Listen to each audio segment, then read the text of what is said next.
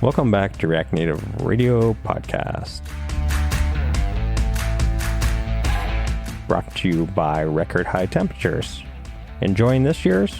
Don't worry, next year we'll have new records. Episode 246, Mercari, from native to React Native in 18 months.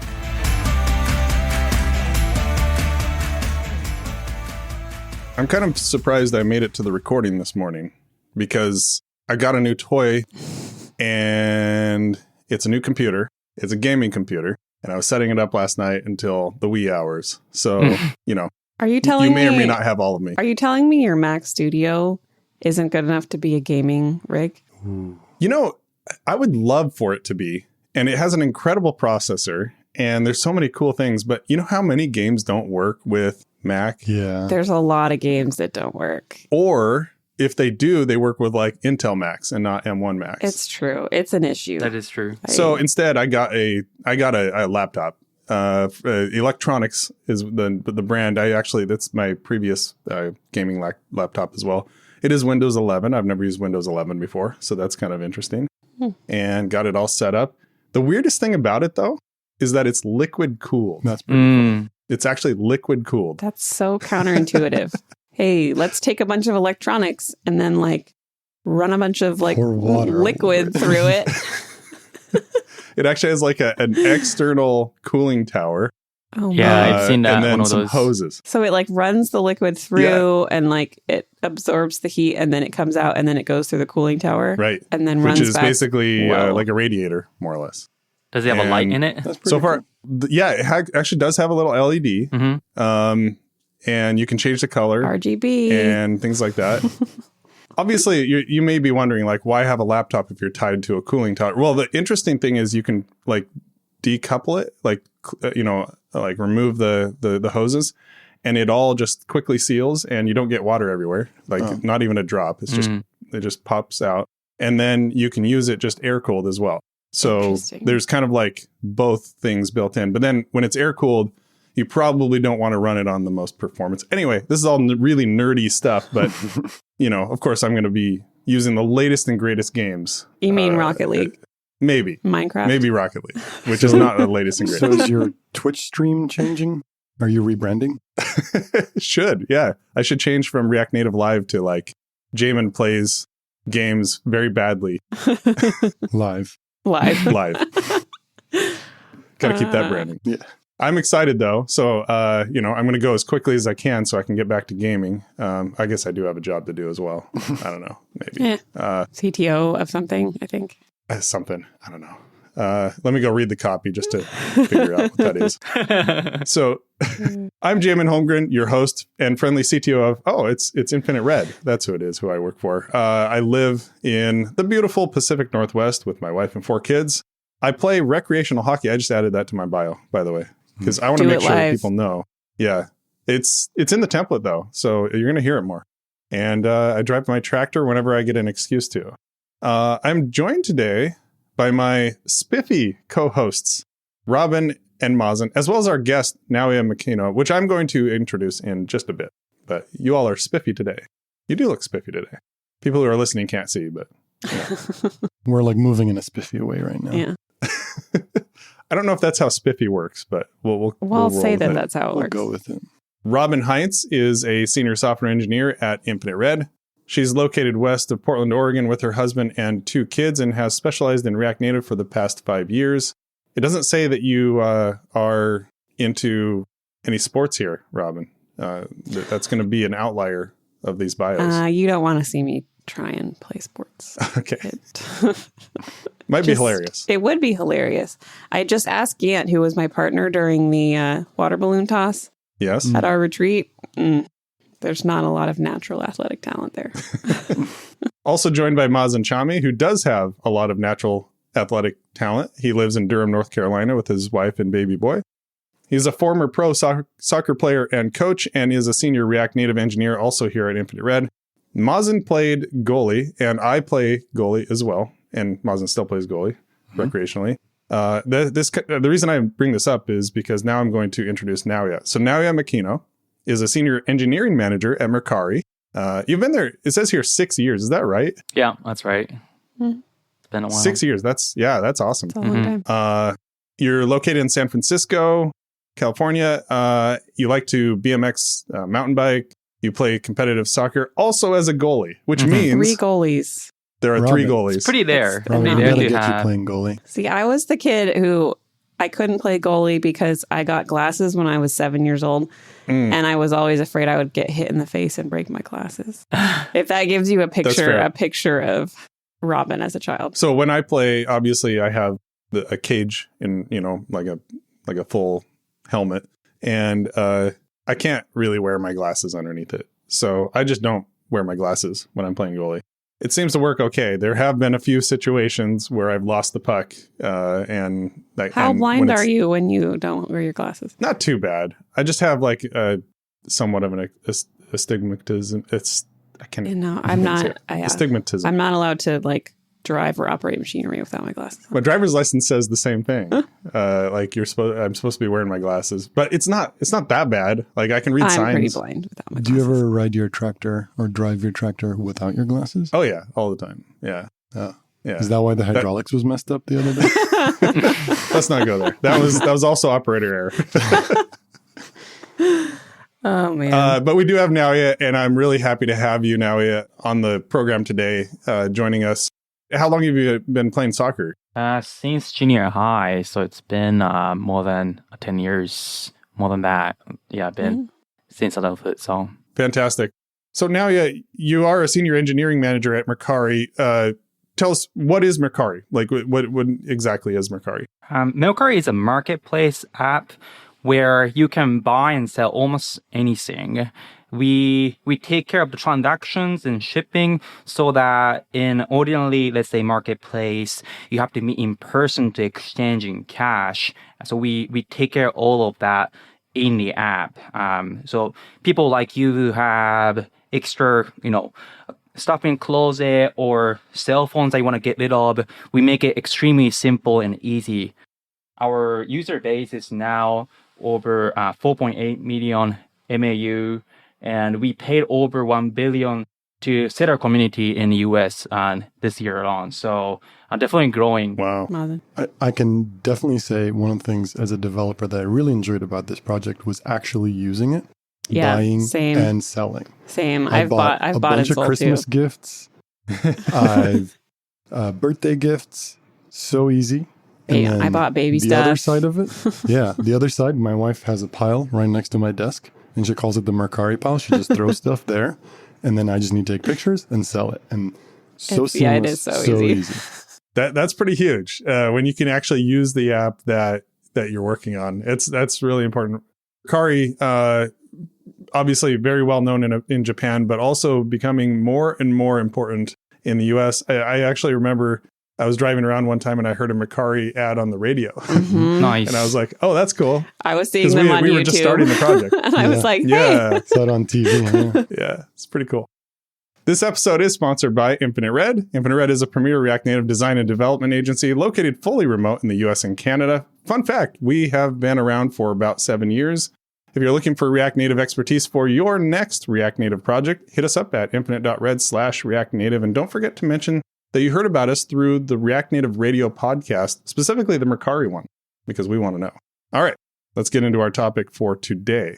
The title is, if we don't change it between now and then, From Native to React Native in 18 months. So this is going to be about Mercari's journey from mostly native, although there were React Native elements in there, and we'll talk about that. Mm-hmm. Another fun fact, Robin and Mazen both worked on this project with Naoya. True. So I'm the only one who did not work on it. So I'm going to be asking the questions. You did help me that one time, so technically you did. See, that almost makes it sound worse, Mazen. You did help me that one time. I was really stuck on just issue. the ones. And then I figured it out. Just the ones. I appreciate you bringing that up. Here's the thing.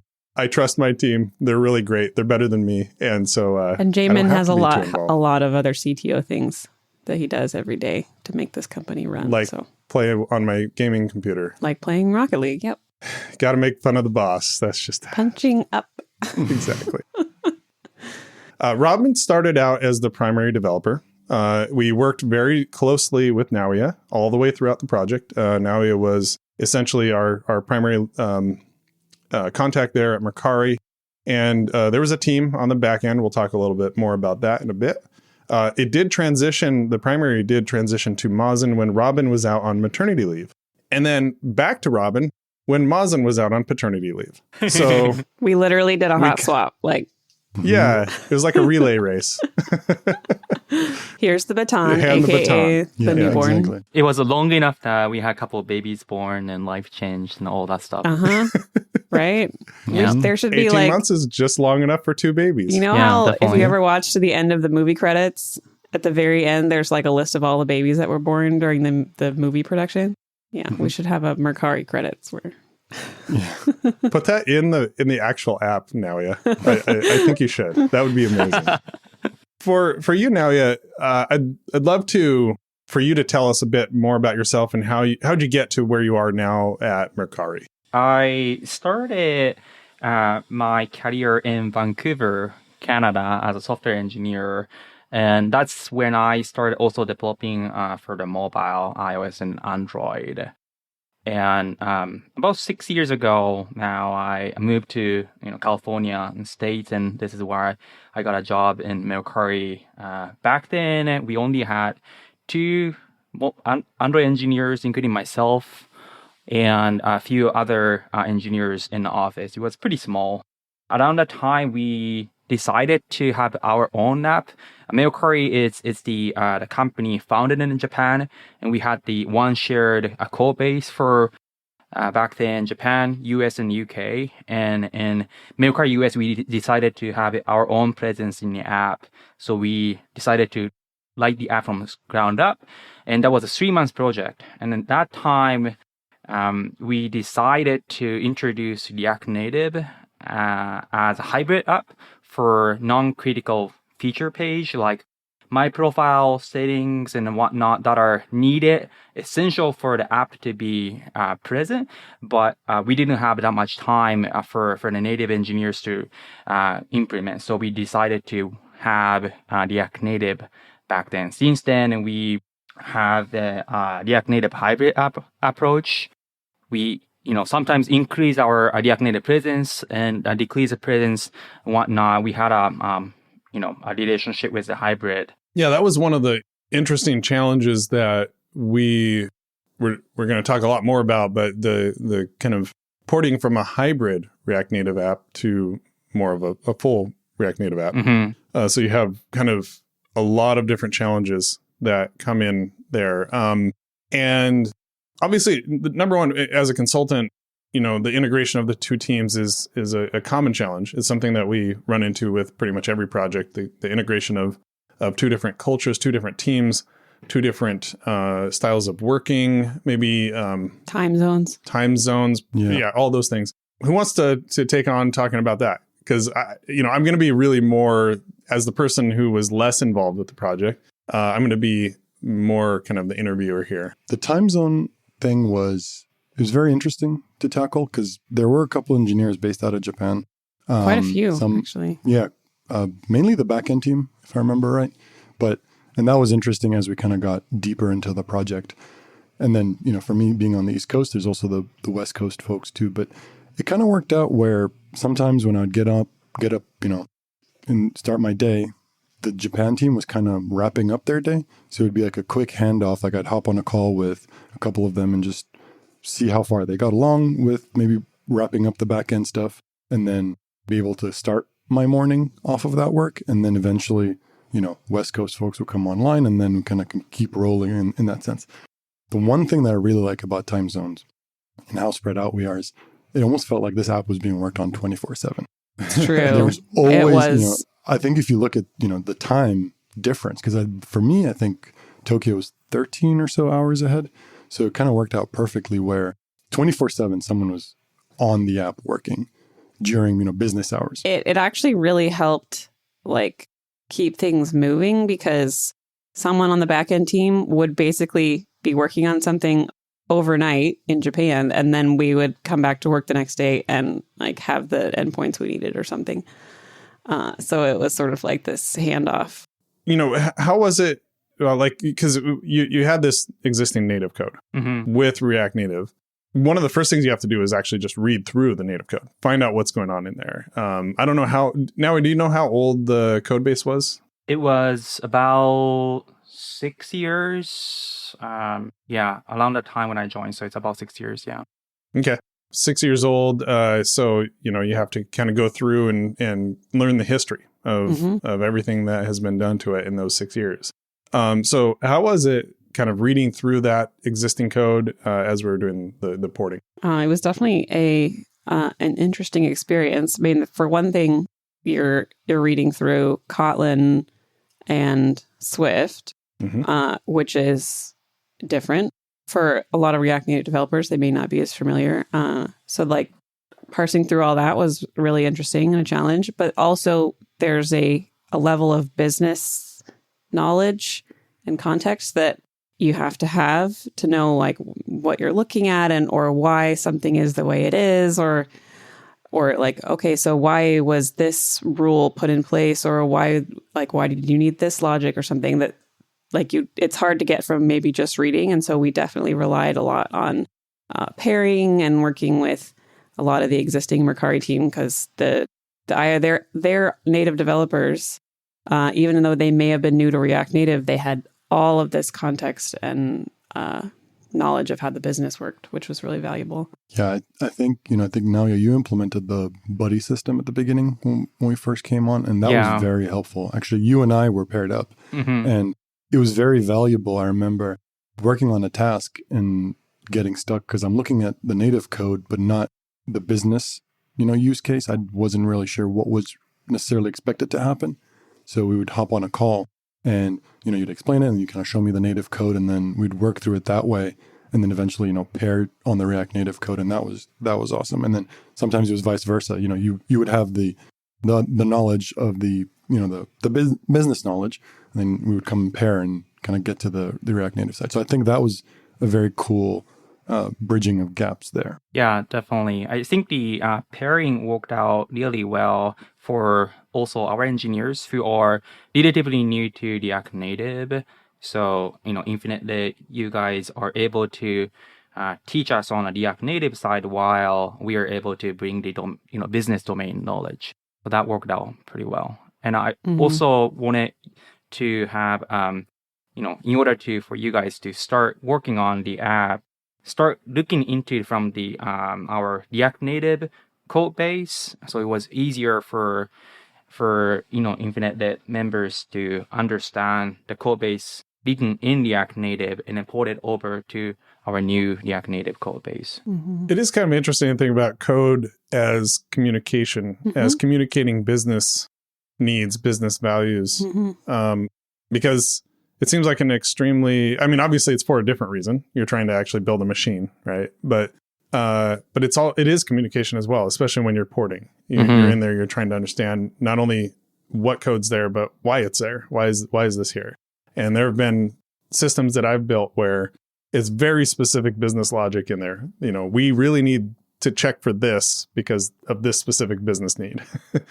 And it's a vote in favor of writing code that is readable, that is well documented, that is well commented. Absolutely. Just even if it works, if it doesn't communicate, when someone inevitably sometime rewrites it, they're not going to know what it's for and why it's there, and they're going to have to rediscover that later.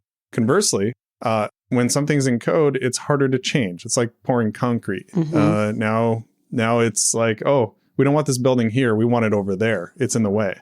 Okay, well, now we have to rip it out and we have to go pour concrete somewhere else. You have to reroute the plumbing. You have to Exactly. Yeah. And make sure we don't cut off water to some other building. So that's where, having good tests helps as well. I will say it was an interesting challenge because as React Native developers, we have experience with native code, but it's in a very specific way. We you build native components and you send information over the bridge. It's very specific. And like one thing that was definitely challenging and we learned a lot from is like learning just how an entire native app is structured and how to follow like the path of data and logic and like where to look for things. So as React Native developers, I would highly recommend just like learning about the basic structure of a native app. It was really eye-opening, and we definitely learned a lot going through that process. I actually did an internal workshop not too long ago where I went through kind of building a native app. Mm-hmm. I want to do another one, maybe an Android one, because I think that was iOS. We were actually doing Swift UI, but I want to do that for my team as well. You know, we have people on the team that have done native code. In fact, we did a lot of native apps prior to the merger. Before Robin before Robin or Mazen were at Infinite Red, we did a lot of native apps. So there are people that from back then that did, native apps. And we definitely we used a lot of the experience of our team. Those people. Mm-hmm. But at the same time, it's like that's also changed over time. Like how you build native apps has changed. It looks entirely different. Yeah. But it's just it's a nice skill to have because when you spin up a React Native app, you have just created an entire iOS app and an entire Android app in your project.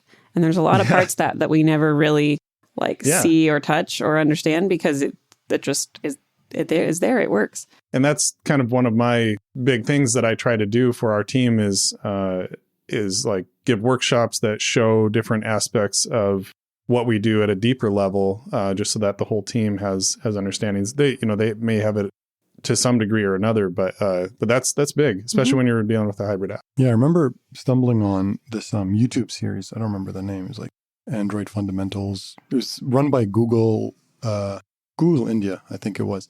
But they had a really good fundamental series on how to build Android apps, and it was very, very detailed. So it was really cool to see an end-to-end. I believe it was in Kotlin. I'm not 100% sure now. It's been a while. I mean, it was kind of towards the beginning of this project where they just show you how to do everything. Even goes as deep. We just had an episode on Firebase. It goes as deep as how to integrate Firebase into your app also. So I thought that was really cool to see. And it was didn't take really that long to go through it, but I came out of it with a better understanding and going to the pairing sessions. Now your background was Android, so it was very helpful. So the language you were using to kind of understand all that. Yeah, I see now that we transitioned to React Native, many of us coming from the native background, becoming a React Native engineer, having the native background is an extremely strong asset.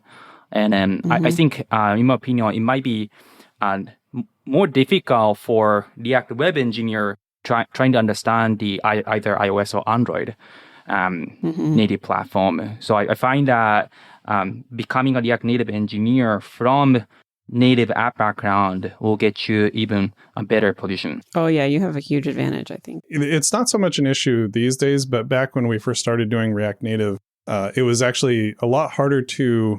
So it was easy to convince a web developer to do it because it's like, hey, you can use React but you can build a mobile app. Mm-hmm. The native engineers were more resistant.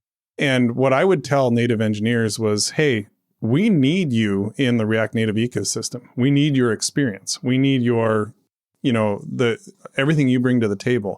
This is not just a bunch of web developers coming in and trying to tell you how to do your job. Well, that may happen as well, but that's not the intent. This is actually a collision between those two communities in a good way, where you can get a lot of great ideas from both sides of this. I felt like we were lucky, certainly I was lucky to have done native mobile apps for essentially 4 years before that. So it was mostly iOS, but I dabbled a little bit with Android as well. And so I kind of understood the basics of it. I actually built a library for Android. I think that was a big thing back then. Nowadays, it doesn't seem to be as big of an issue. It seems like native mobile engineers they understand the proposition, the value proposition of React Native a little better now. Unlike that other framework, React Native, React Native isn't just like, oh, you're building in React Native and native isn't even involved. Like they're highly coupled. They are. All the major libraries that we use in every project have huge, like they have native components everywhere. Mhm. Like it's so important. And so you're right. We need people with native experience as part of the community. And so, yeah. There was a custom design system with Mercari. So tell me more about that, about the design system and how that kind of impacted the project. So prior to writing the React Native 100% app, we already had design system in place.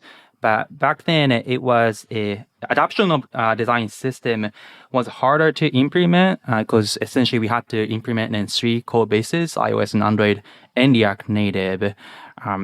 And another piece of puzzle is that we had to comply on the accessibility. We wanted to increase our accessibility adoption so that we can reach more audiences. And we implemented accessibility in mind for design system. And we now have more than 30 plus components and atoms in our design system definitions.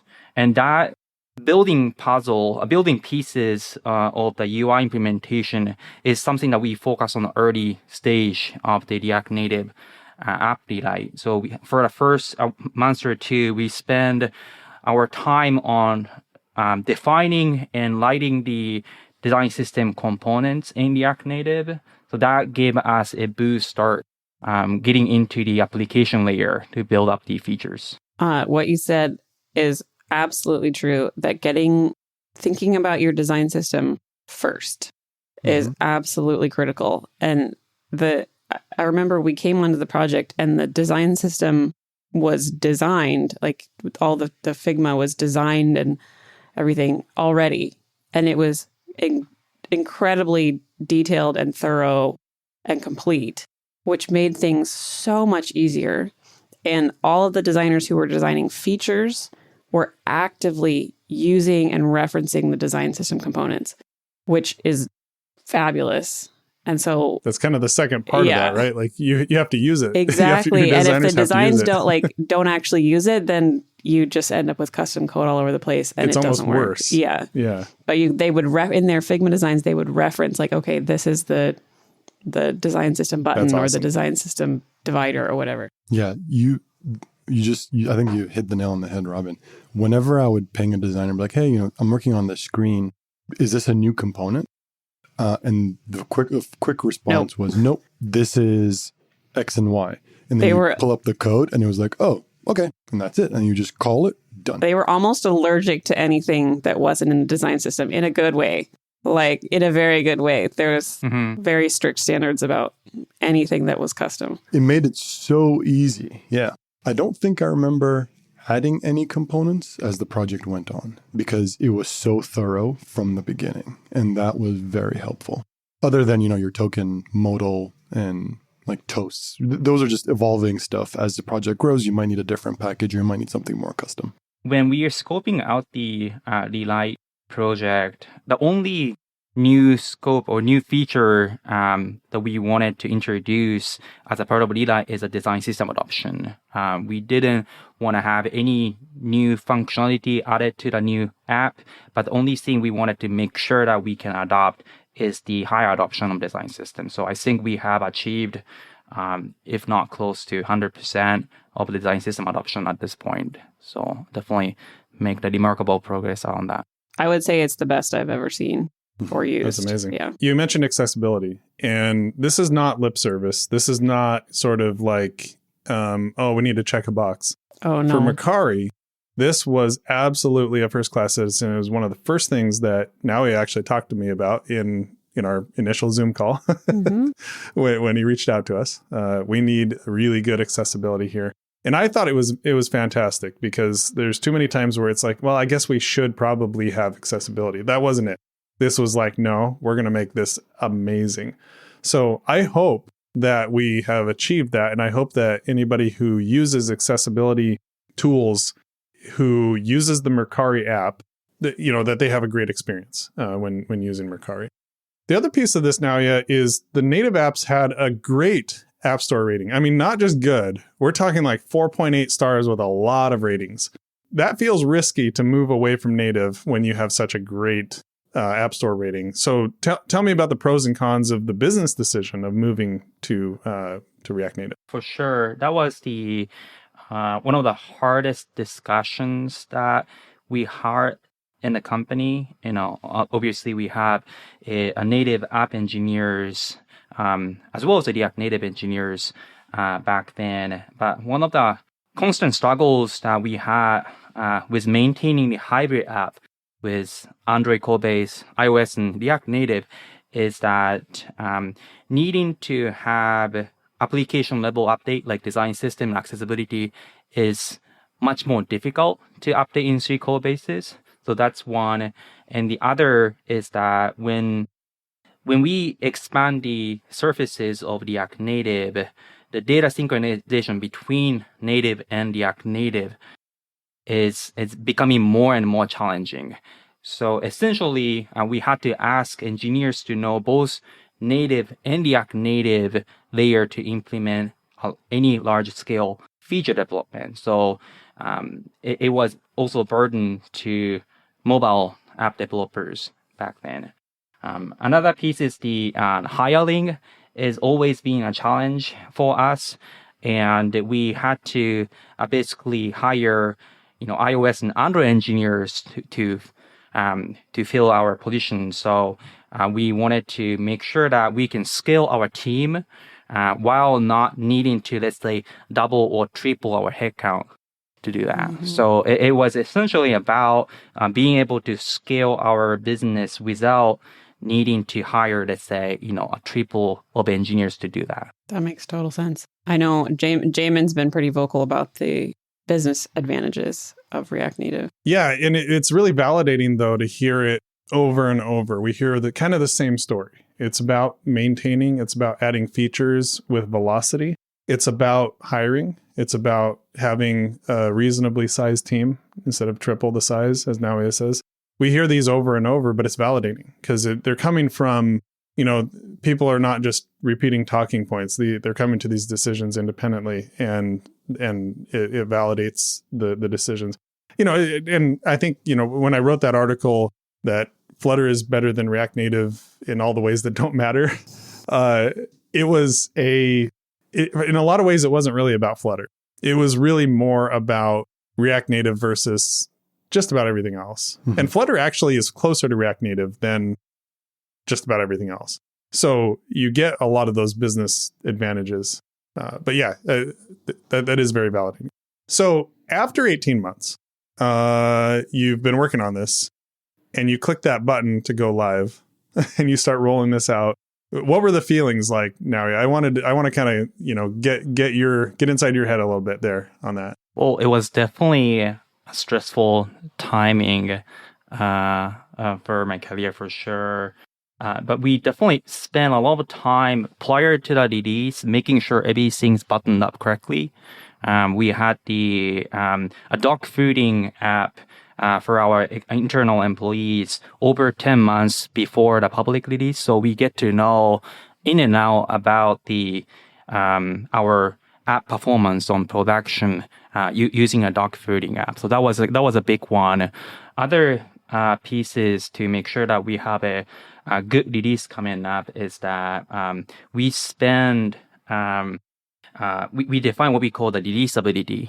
So we put together what we think what we define as once we pass the mark, for example, a number of open bugs, number of a completion of the feature development, and the QA feedback, and all of that is defined prior to we call it okay, we can now release. So everybody in the team knows how we get to the releasability state. So that's another kind of a peace of mind that get us on the same page. Are we confident about the release? So building a confidence in the team is the major exercise that we did, and making sure that everybody knows and everybody feels confident about the release is a big one. Yeah, you don't want a major feeling like something's going to go wrong when you hit that button. You want to have that confidence.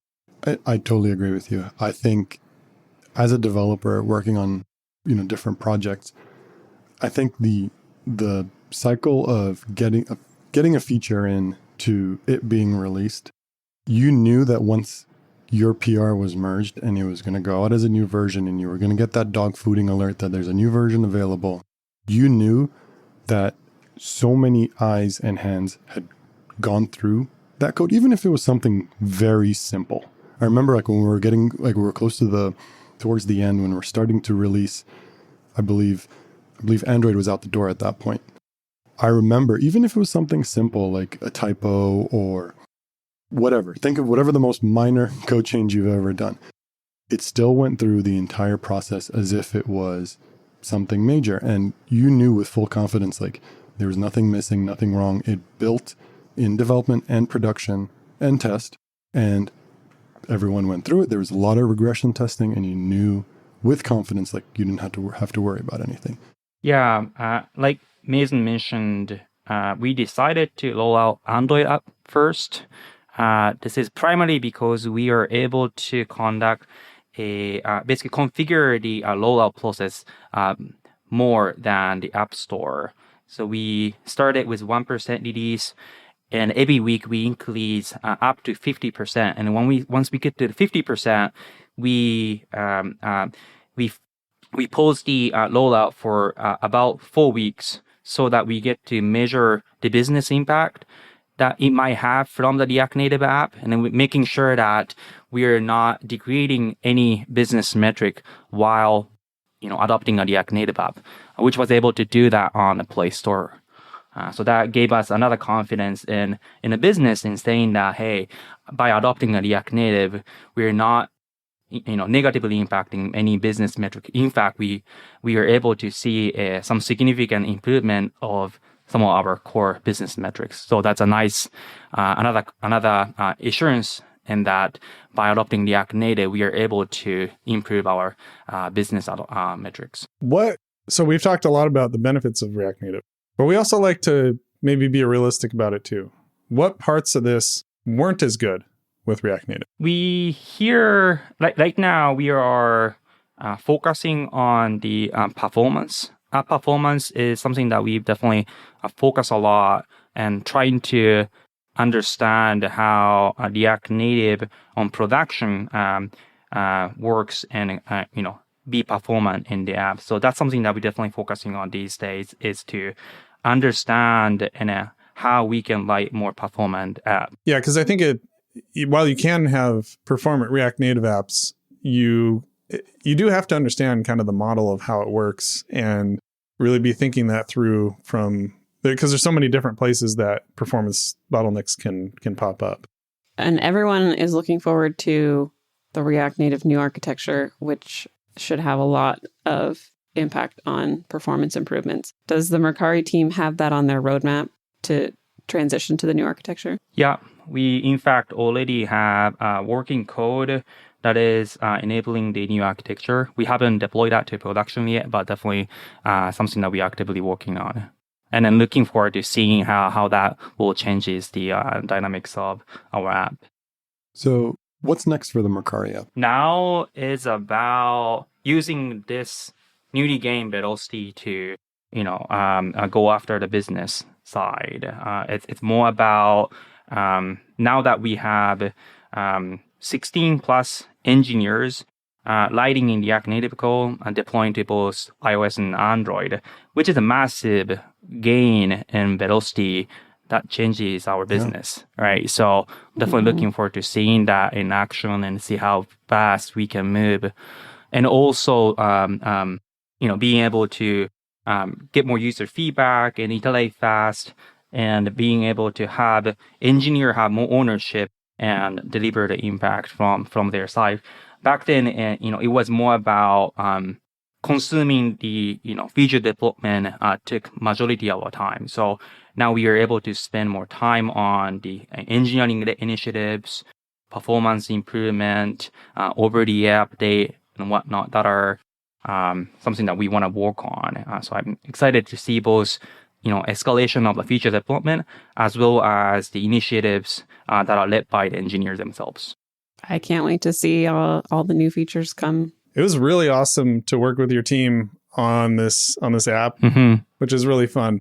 You can learn a lot more about the business decisions behind this and the evolution, moving to React Native. If you go read Naoya's 2 articles, I will link to them in the show notes. Why we decided to rewrite our iOS and Android apps from scratch in React Native, and then our React Native evolution. But one of those is on Medium, on the Mercari Engineering Medium publication, and there's another one on the Mercari blog. Under engineering posts. So we'll put a link to those in the show notes. If you'd like to nerd out more about React Native, check out my Twitch stream at rn.live. By the way, I'm probably going to be moving more to Mondays instead of Fridays for rn.live. There's just a lot going on Fridays, so it works better for me.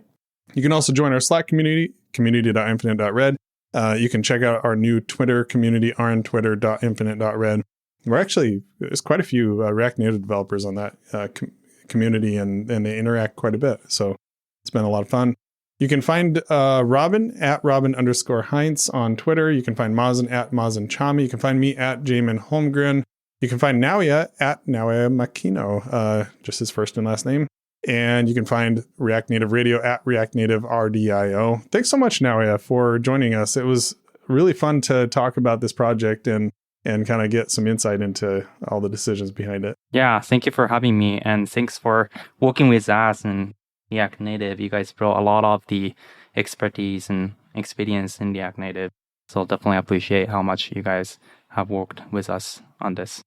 It was definitely our pleasure and a great partnership working on this project. As always, thanks to our producer and editor, Todd Worth, our assistant editor and episode release coordinator, Jed Bartoski, our designer, Justin Husky, and our guest coordinator, Derek Greenberg. Thanks to our sponsor, Infinite Red. Check us out at infinite.red/React Native. And a special thanks to you, the listener. Really appreciate it. Go give us a rating on the App Store or Google Play or Spotify or whatever you're listening on. That's always really cool when we can get a rating. We don't have as many as we probably should. So it'd be nice to get a few more. I know that there's thousands of you out there listening to these episodes. Robin, do you have a mom joke? I do. Oh, I was kind of hoping you didn't. You're going to love it. What do you call a bug that won't die? I don't know what. A zombie. Okay. I got a See you all million next of time, them. people. Oh, jeez.